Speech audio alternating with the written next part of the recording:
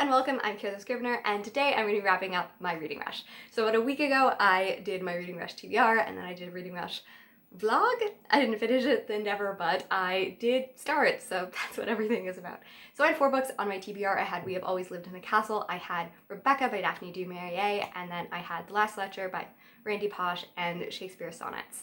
I completed We Have Always Lived in the Castle. This is a very interesting horror book that takes place in the 1950s, 1960s, somewhere in there, and Shirley Jackson has this interesting psychological version of horror that is unnerving and kind of freaky. I think that I enjoyed analyzing this book a lot more than I actually enjoyed reading it.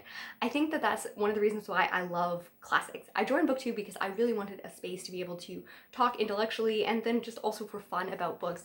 And classics have that beauty to it because there is so much research on it. Like I can go through Spark Notes, I can go through things, I can see about how people have interpreted it throughout decades and centuries and stuff like that, and it's so interesting. And I think I enjoyed that part. I enjoyed seeing the themes and the discourse around it much more than the story. The story is interesting. It is about this sister, and she is very isolated. 6 years ago, most of their family was murdered, and now only 3 of them remain, and it is a story about just trauma and womanhood and about like how society treats women, how society treats families and wealth and poverty. It's very interesting and a little unnerving, and I don't know how I feel about it, but I feel like it's a story that will stay with me. Next, I had Rebecca by Daphne du Maurier, and that is right there. I had already started this book and I read about 100 pages more of it. It is a book that has such gorgeous writing that I feel like I have to just sit with it. I have to enjoy every piece of it. I have to write down notes. I wrote so many notes on it. And I'm getting to the part where I feel like the obsession about, so it's about a young woman who is unnamed in the story, and she marries this older man who is a widowed and very wealthy, and he has this massive estate called Manderley. And she becomes consumed with his late wife because I think that there's a personality to it that is universal in the way that we just feel this way about how we're envious or we're insecure about people who come before us, or how we always come off as like some way or the other. And it's so human. Even though this book was written 80 years ago, it comes in a way that I think I could relate to a lot, when you feel like, oh, you're too young, or you feel like someone would have done this better, and I don't know, it's a beautiful way to have a thriller around that, and I'm very interested in how it's going to end. Even though I haven't finished it yet, I still have about 150 pages and about halfway. So I'm really excited.